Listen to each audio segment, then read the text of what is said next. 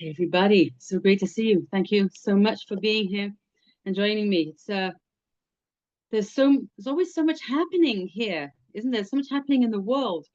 So it was a very intense day here in I guess we're on the outskirts of Yerushalayim, and everything that was happening today in Yerushalayim. Um, there's the positive and there's the tragic. There's lots and lots of different things that were going on today. Hi, great to see you. Thank you for being here.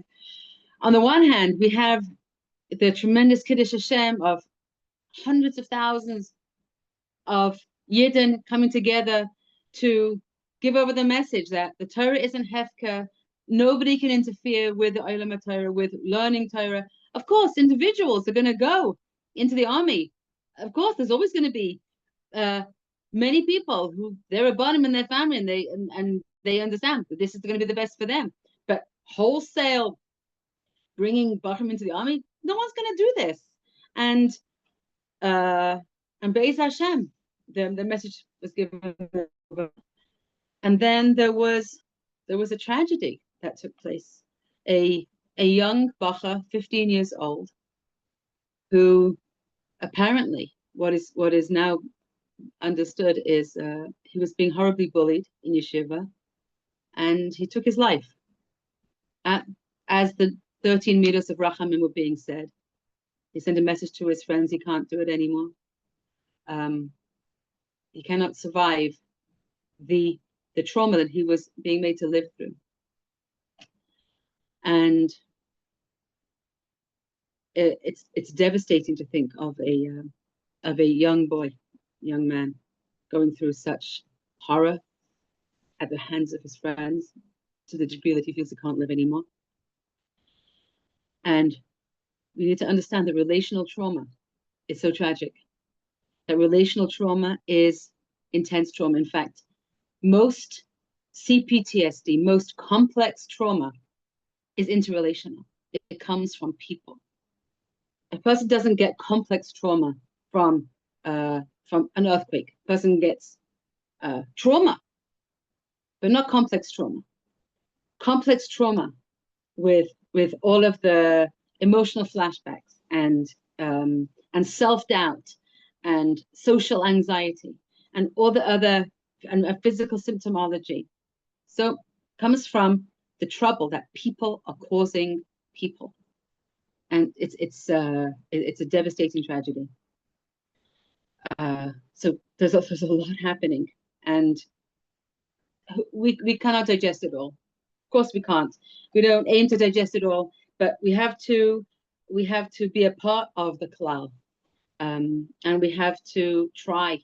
We have to live up to the. We have to live up to being a people of the Torah, and stand up and be counted, supporting the Torah. And at the same time, we have to recognize that relational trauma is still happening all around. A very salient piece of information is that in America, again, we cannot liken anything, and I'm not going to draw too many conclusions, but just to understand that before in the States, it used to be that you had to give a very good reason in order to be able to divorce. You had to find fault in the partner in order to divorce. And when the rules changed, when the law changed, the suicide rate dropped. Okay, in women were taking their lives because they couldn't escape abusive relationships. And as soon as they could escape, they chose that instead. Being stuck in hellish relationships is a nightmare. And so one of our takeaways from that tragedy can be that our job is to save people and to be there and be aware. If people are suffering in relationships. Hi, great to see you. Thanks for calling out. Our job is to be aware, and not just to say, oh, everyone has a bad day, or all relationships are hard, or other kinds of platitudes. There are some kind of relationships that are not just hard. And relational abuse, relational trauma is a real factor. And it creates real physical illness. I just heard about not a client of mine, but a client of a colleague who had severe fainting fits and heart issues. And as soon as she started having very little contact with her abusive family, the symptoms disappeared. Okay. Heart issues and fainting that she had been dealing with most of her life. And she had all kinds of very intense diagnoses. And as soon as she limited her contact and went almost no contact, these symptoms disappeared. So we have to understand emotional trauma is a very real factor, and we hope that awareness will help save other people from having to stay stuck in traumatic relationships. Okay, Emuna, Reb Asher, Avram Avinu. So this week's parsha, Reb Asher says that teaches Avram Avinu was the first person who taught the world Emuna. This is no chiddush. We know this.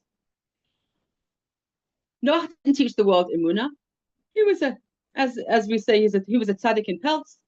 He was the kind of tzaddik that kept himself warm with his Emuna, but didn't try and spread it so much.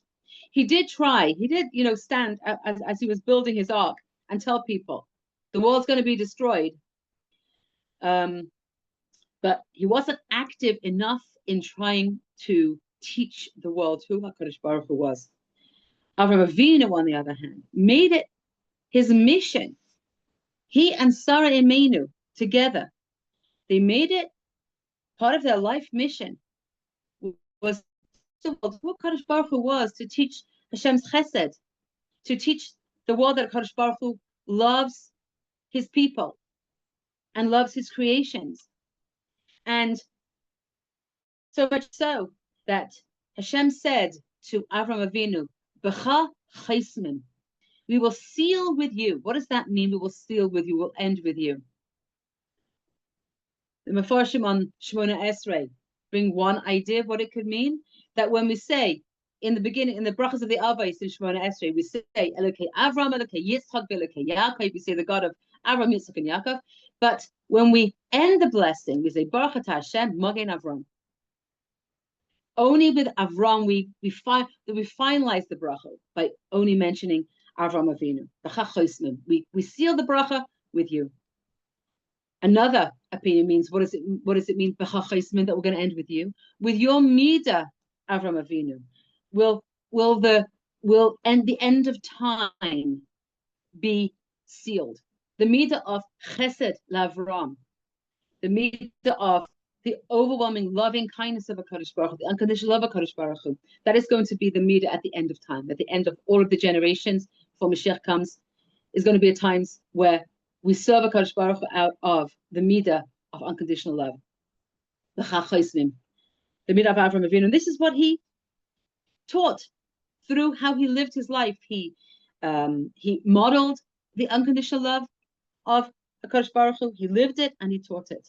And everywhere he went, and everywhere he and Sarah went, they taught pure emuna, and the nations of the world were Megaya, as it says.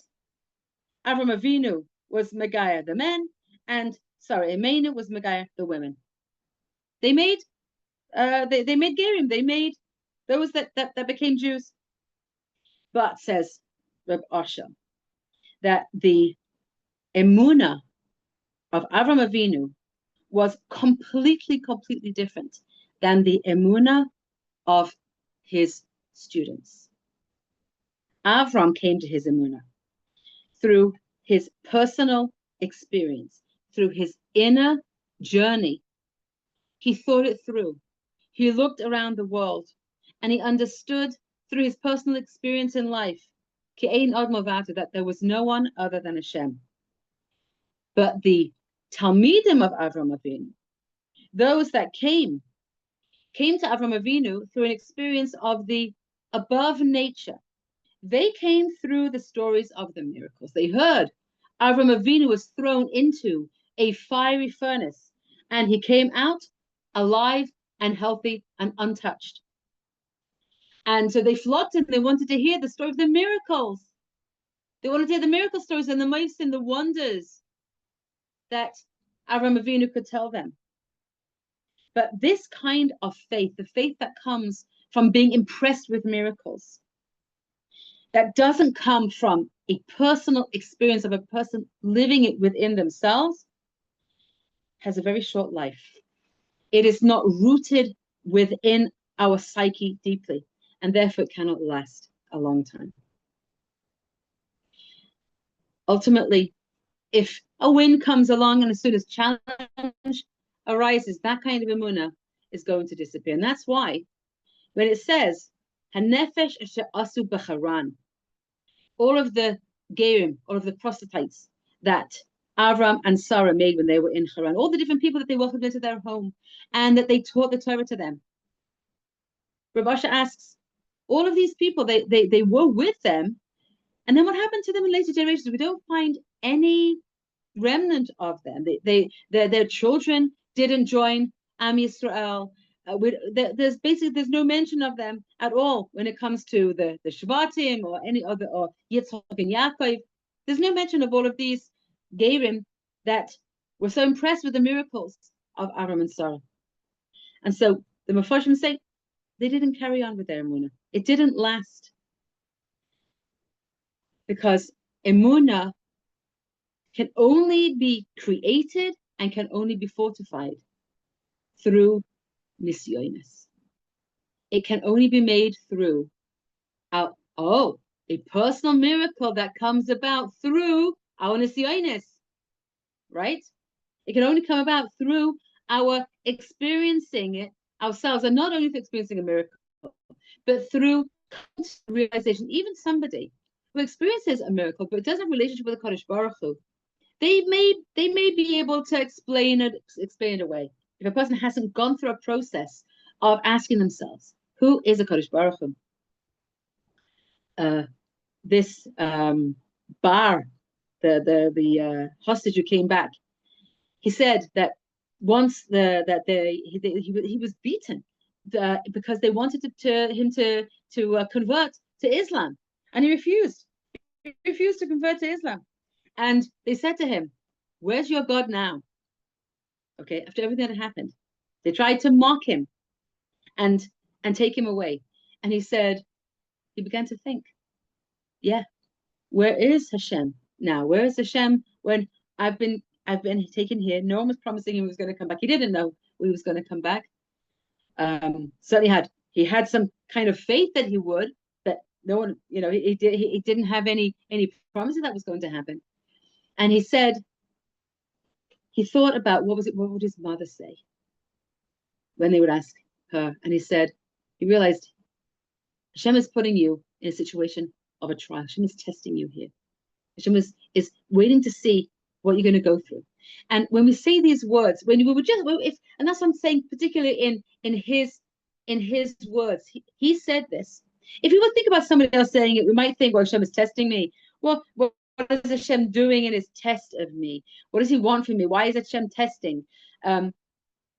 When he was saying it and how he understood it, it was Hashem wants me to come through this, and Hashem wants me to grow from this situation. That's what Nisayon means. Nes can mean a flag. And this bar, he has a flag. He's waving a flag that the world can see if anybody's looking, but that we can see that flag, that he passed a test. He passed an incredible test. He didn't become an Islamist in the most inhuman circumstances. When we read these stories, it's like stories of the Inquisition from hundreds of years ago. Who would dream that an 18-year-old kid is gonna find themselves in such a circumstance? No one should know from such a thing. And he understood Hashem is putting me in a trial. He had to think about it. Okay, it didn't come to him after 3 days, 4 days, 3 months. Okay, It's when he's pressed by a jihadi terrorist. Where's your God? And he says, okay, I had to think. When we're forced to think about our lives, we're forced to think about the things that we're going through. We're forced to think about the various nisyonis. Everybody, we all have nisyonis. And Hashem is giving us our nisyon to be a flag for us and for our families and for anybody that knows us. And the flag's going to say, we went through this. We went through this. In Lavan Garti, V'tayv Mitzvah Shamarti. I went through. I lived with Lavan and I kept the Torah. I lived with the jihadi and I didn't give up my faith. I went through whatever it was and I didn't stop believing in you, Ribbon Shalom. Remember one of my clients, we're talking about, I think it was at least 6-7 years ago. She was an older single. She was already in her early 30s when she got married. And she discovered soon afterwards that her husband, I might have mentioned this before, but I mentioned it again anyway, because we learn so much from these people. She learned soon after that he was on medication and that he hadn't told her, and they went to therapy and he had all kinds of meltdowns and all kinds of tantrums and different kinds of symptomology. And she tried to hold it together. They went to so many different therapies, and in the end, she just realized this is not a marriage. She couldn't do this. And they divorced. And we spoke soon after. So now, not only was she an older single, but she was a divorced older single. And she said to me, some people in my situation might lose some of their fromkeit. They might start to dress a little bit less carefully with sneers, and they might allow themselves some leeway in halacha. She said, I'm not going to do that. She told me this in a private phone conversation. She wasn't saying this to impress anybody, because I know Hashem loves me, and I know, and he's always been there for me, and I'm not going to give up on him. And I said to her, totally honestly, like really with genuine curiosity, how do you know that? You've been through, your life is objectively very hard. And you've been through so much. And I'd supported her through this, through some of it, on and off. We'd been in touch. I said, how do you know Hashem loves you? Not that I was questioning it, but I was curious about how she knew. And she said, I've had such an outpouring of support. I feel so supported by Hashem. I feel so loved by Hashem. I know he's there for me. I'm not going to give up on him. I'm not going to lower my standards.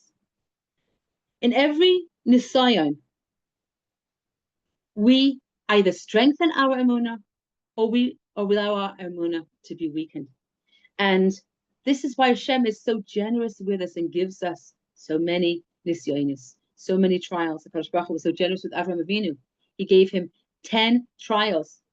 And whether we could say they were one more difficult than the next, they were of exceptional challenge to Avraham Avinu. And he passed them all.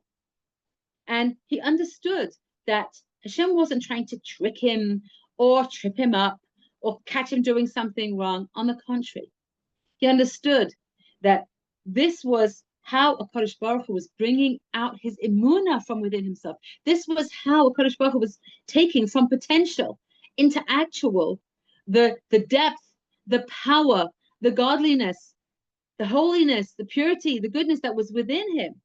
It could only be brought out through a trial. Whatever is inside us is only potential until it comes out. And the only way to bring out potential is through a trial, through a test. Okay, so let's see what you're really made of. Let's see what's really inside. And we ourselves don't know ourselves until we go through a trial. We don't know what we're capable of. I'm certain that none of the hostages knew what they were capable of. No one would dream what anybody was capable of. But a kind of emunah, that just faith in Hashem that just comes because we're impressed by a miracle. That is not of a personal nature. It doesn't strengthen us. It may impress us. It may be an entry into serious study and contemplation, which then could open the door to a personal relationship with the Kadosh Baruch Hu. But it will not stand up the test of time. It will not stand up in the hands of personal reflection and integration and asking ourselves and experiencing HaKadosh Baruch Hu. When we, again, the Medrash says, how did Avram know Hashem? It's such an instructive Medrash. I use it all the time to illustrate how we build relationships, because this is a paradigm of how to build relationship. Remember that we're actually supposed to build our relationship with Hashem based on our positive experiences with people in this world.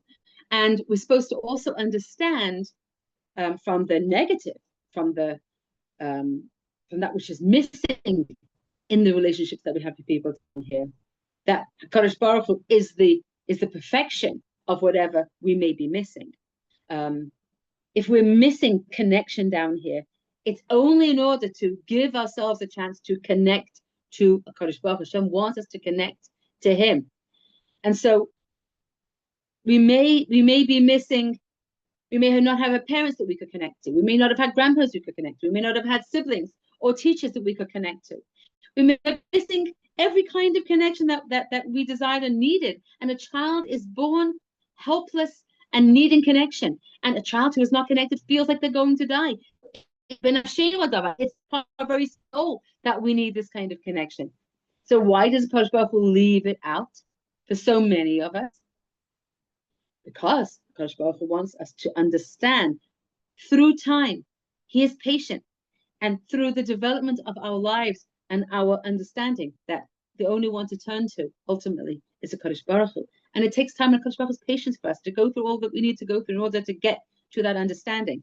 But so how did Avraham Avinu and HaKadosh Baruch Hu make this relationship such a devoted relationship that HaKadosh Baruch Hu said of Avraham Avinu when he was planning to destroy Sodom? He said, how can I go through with this without telling Avram, without telling my beloved Avram? I need to go and tell him, because the relationship was so mutual that Hashem felt kaviyachol, word we kind of describe Hashem as truly feeling, because HaKadosh Baruch Hu is beyond feelings. He created feelings. But HaKadosh Baruch Hu was in this relationship with Avram. And so he wanted to give Avram the benefit of that connection that he had and letting him know, if I'm going to do something in this world, I'm going to tell you about it. How did it begin? Avram, we're taught, was 3 years old, and he looked around. He was bright, he was brilliant, he was precocious, and he understood all of this could not exist without a genius behind it. But not only a genius, not only is there brilliance in creation, but there is goodness in creation.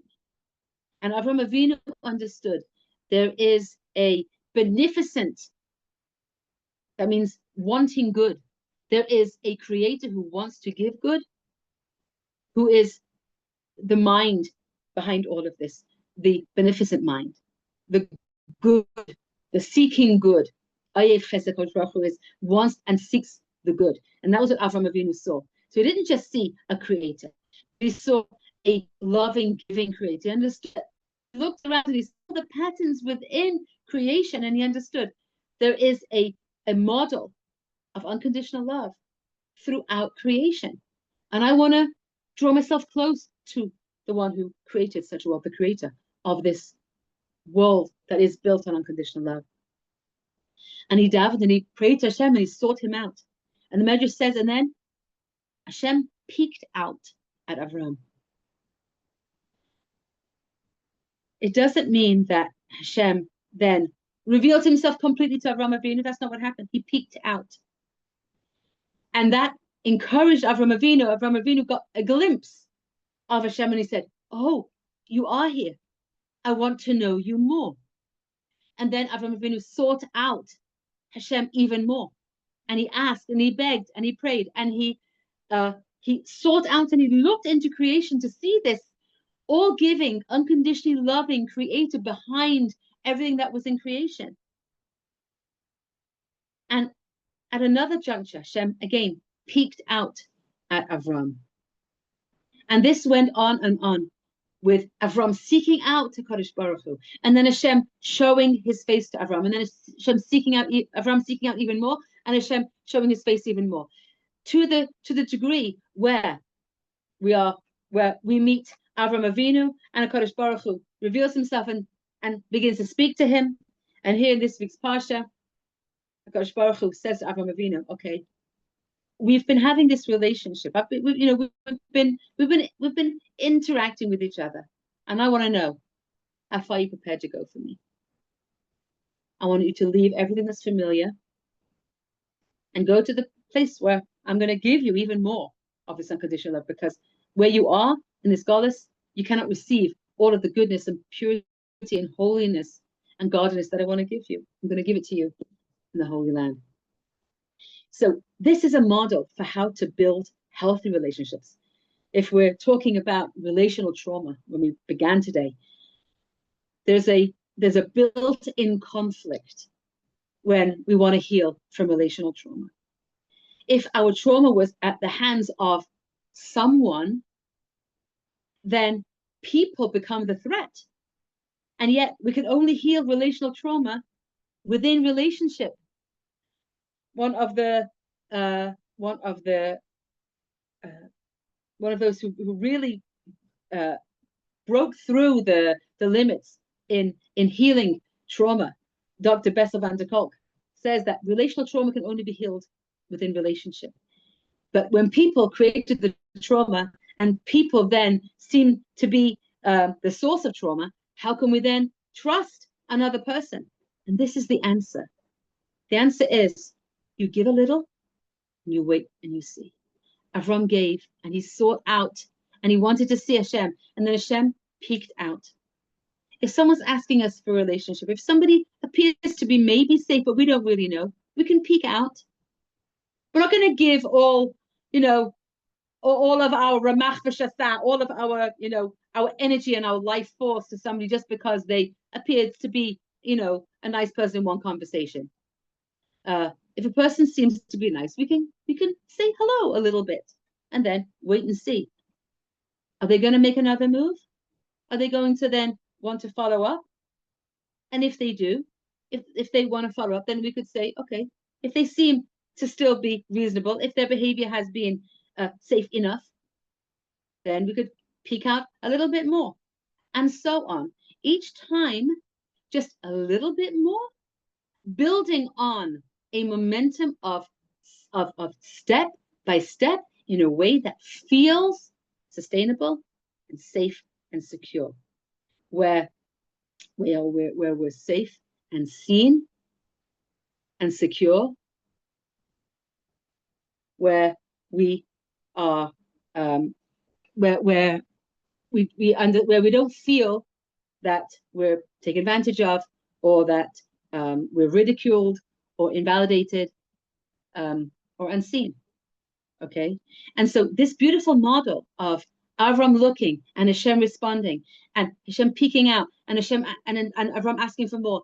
This is a beautiful model of how to rebuild trust in relationship after there's been trauma. And I don't mean necessarily with the person who created the trauma. Clearly, okay, I'm talking about with new safe people, because that's what we're going to be able to Be'ez Hashem build back our confidence in relationship with new safe people. Be'ez Hashem with one or two chosen people, and we see if they are able to walk hand in hand with us step by step and see how it goes. Then we can take those steps. And at the point where it would not feel safe, we can take a step back, and we can see if the person apologizes, comes towards us, then we could say, okay, let's give it another try. But the saying, once burnt, shame on you, twice burnt, shame on me. If somebody shows us who they are, we can believe them. It's okay to judge favorably, but not if we're getting burned, not at our own expense. So take it easy, step by step. It's a beautiful model for how to begin healing in relationship. It's also a beautiful model for how often women in a stage of life where they may be post having children, whether it's empty nesting, full empty nesting, whether there's older teens at home that don't need so much time and energy. Many times women find that, wait a minute, what's going on in my life. We were so consumed with the children and with being busy that how am I going to now make friends? And so many women reach out and they say, I don't even know how to make a friendship at 55. What am I supposed to do? And actually, we know that from studies, from research, and medically, that friendships for women in our golden years, from 55 and up, are even more important and a more important predicator of longevity, of health, than diet or exercise or smoking or any other kind of misuse of anything. Friendships are life-giving. And it's exactly those ages that women say, well, where are my friends? Like, I had a friend when I was 15 or 18, but I've been busy my whole life. Yes. So this is also a wonderful model of how to build friendships in the golden age. A little bit. And then we see if the friend seems interested and they reach out, then we can reach out a little bit more.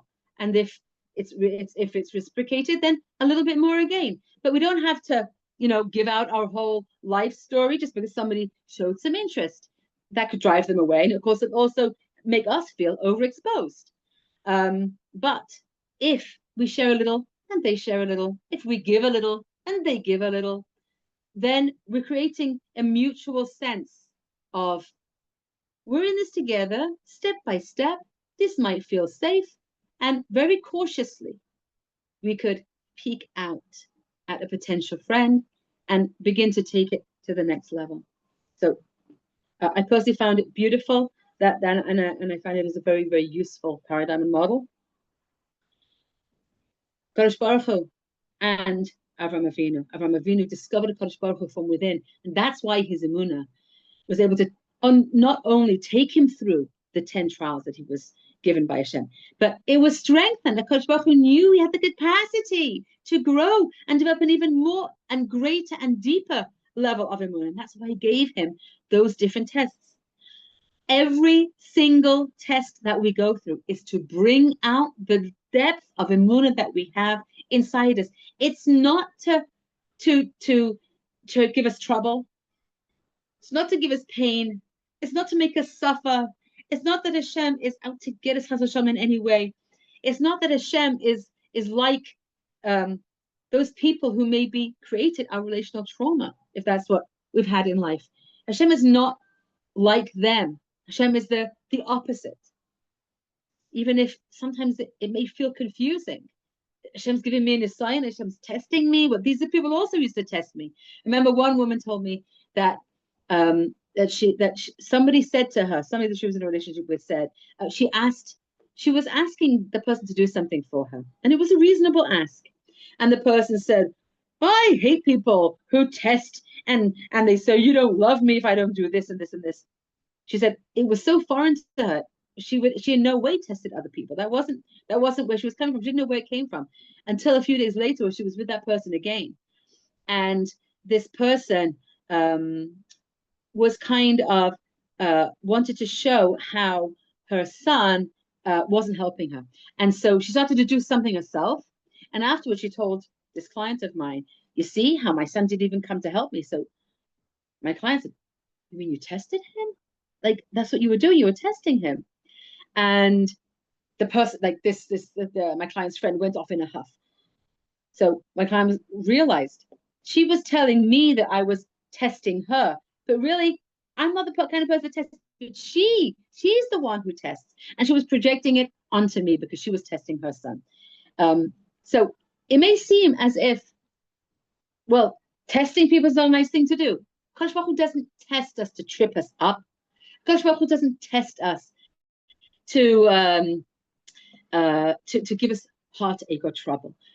And so that's why these words have been sort of misused and manipulated into a negative understanding. When a Kadosh Baruch Hu sends us a test, it is in order to deepen the how we bring out our emunah b'tachon, so that it doesn't stay just as potential, but so that we actualize our emunah b'tachon. The highest level of existence in modern psychology is called actualization, personal actualization. In Yiddishkeit, the highest level is actualization of the hidden levels of emunah and bitachon and devekus that we have inside ourselves. That's what we're trying to actualize. We're trying to actualize the potential of the neshama that we've been given in attachment to a Kadosh Baruch Hu and in emunah and bitachon. It's actualization of the potential that's in us.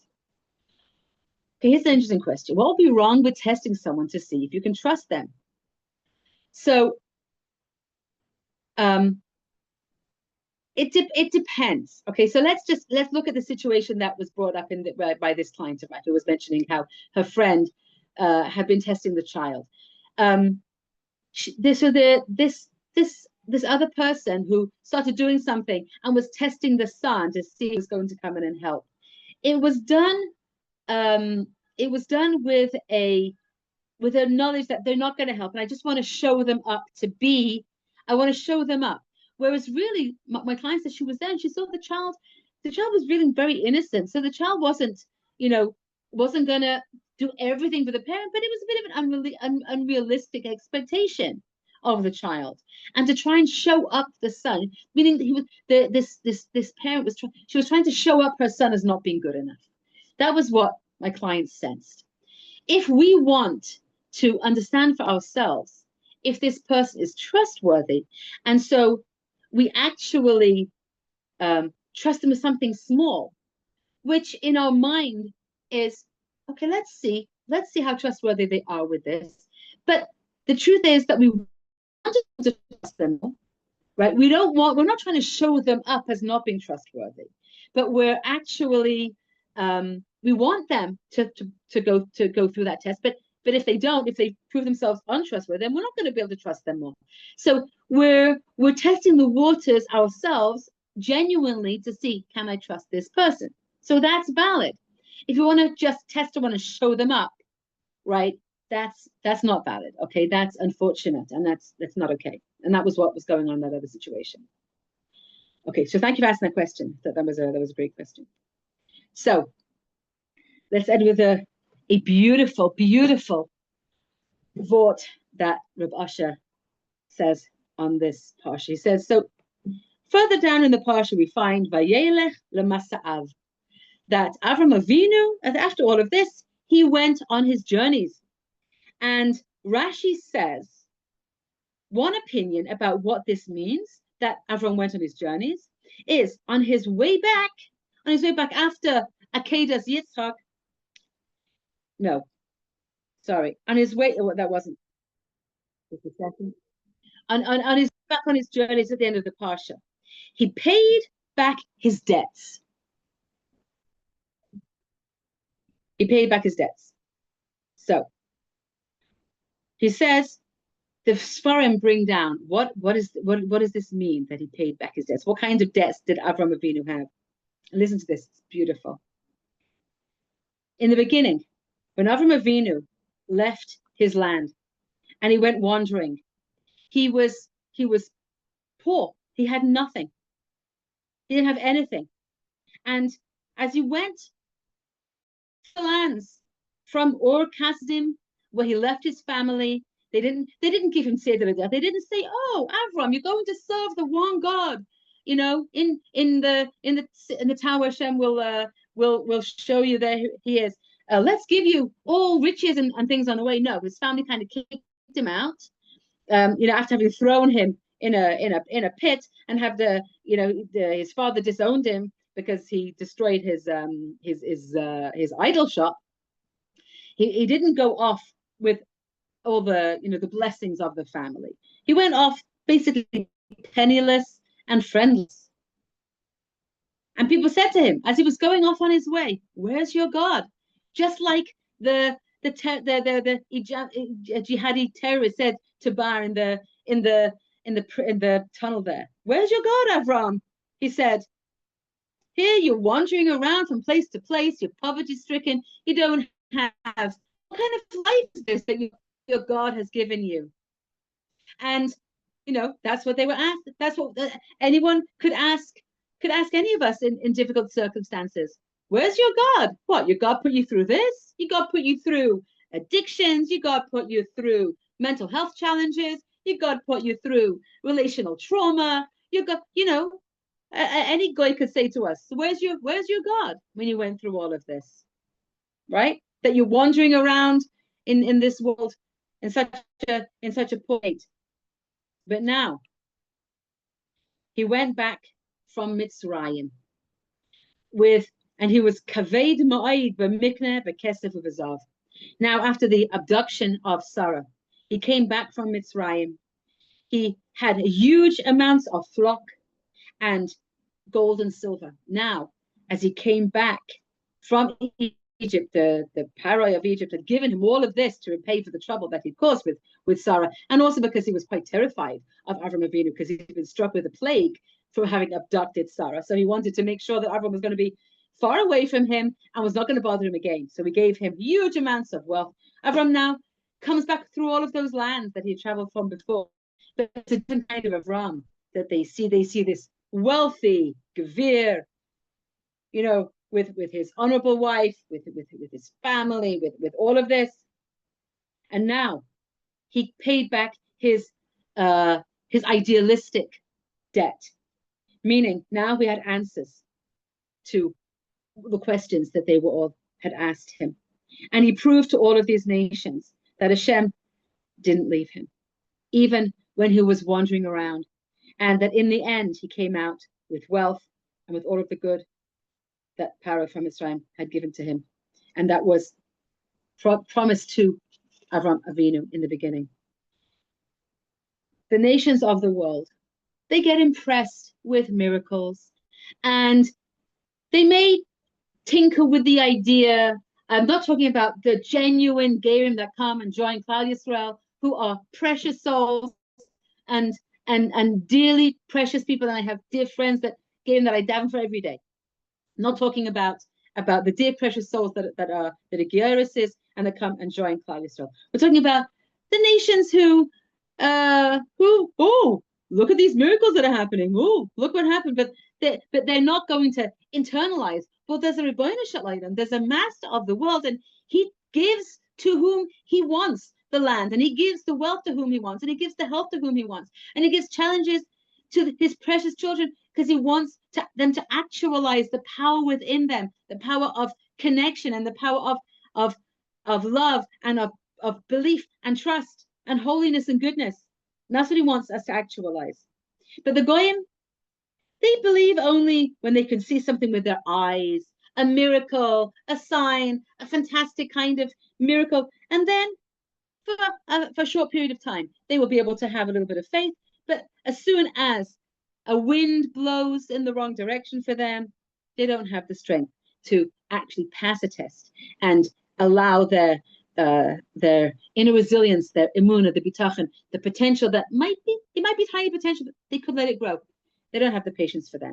They don't have the power to sustain and to hold on and to say, even if I don't see it today, even if I don't see it next week, but I know the goodness of the Rebbeinu Shalom under all of it, and I know that my tafkid in this world and that my tikkun of my neshama is to actualize whatever I can in devekis, which is in steadfast love to the Rebbeinu Shalom no matter what is going on.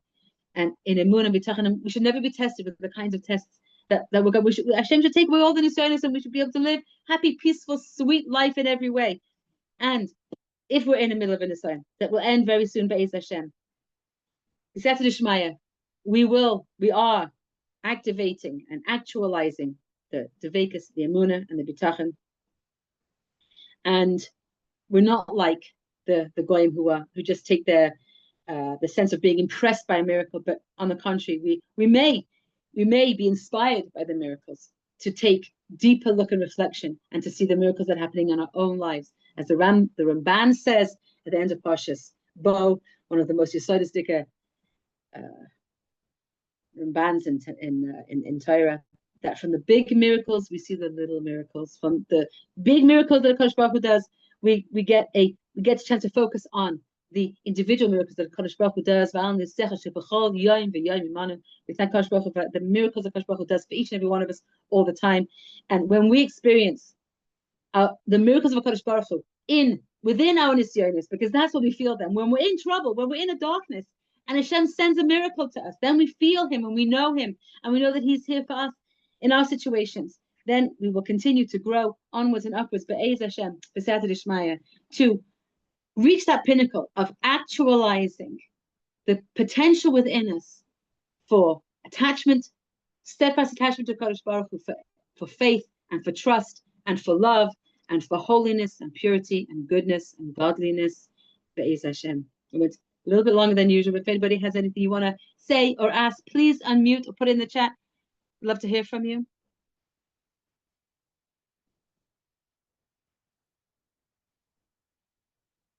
Okay. Wishing everybody a good Shabbos. Hi, Hinda.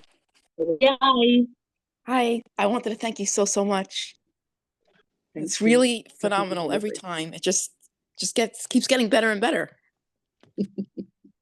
Thank you. Thank you. So kind. So kind. Thank you so much. It's like a shot, you know? Thank you. Thank you for me too, Chaya Hinda. Great to hear you too. Thank you so you. much for being here. Okay. Love to hear you. I love to be here regularly, but I can't always make it. Thank you so much for your chizuk. We need it. Thank you. Amen. It's awesome. Thank you. Thank you so much. Hi, just want to say thank you and good Shabbos. Amen. Good Shabbos to you too. Thank you, everybody. Shabbos. Good Shabbos. Good Shabbos. Shabbos.